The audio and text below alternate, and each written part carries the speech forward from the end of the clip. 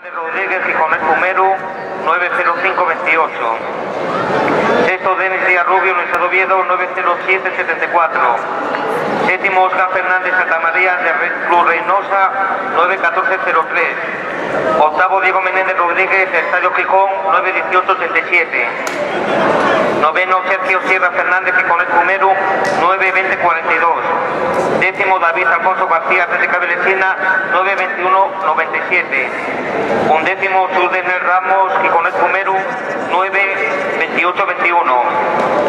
Duodécimo, David Castaño López, Gijón Atletismo, 93047. Décimo tercero, Darío Lanza Tomás, Retiro Villaviciosa, 93703. Décimo cuarto, Gregorio Colau Fonseca, Gijón Espumeru, 100415. Y décimo quinto, Illame Ana Arenas, Retiro Villaviciosa, 100995.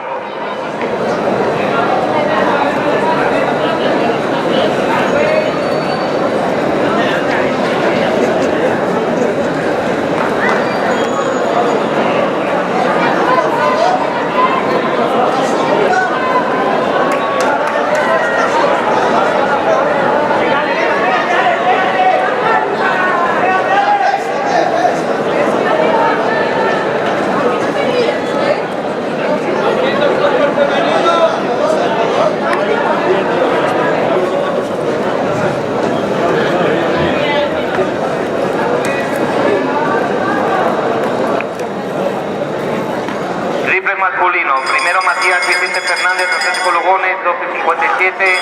Segundo, Javier López Cartina, Atlética Belecina, 1173. Tercero, Fernando González Rodríguez, Gijón Atletismo, 1051.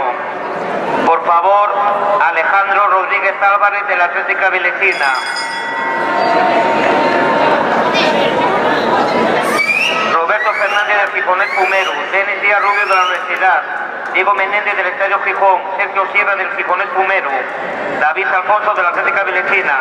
Matías Vicente, del Atlético Lugones. Javier López, de la Atlética Belecina. Fernando González, del Gijón Atletismo. Tres primeros juveniles en triple.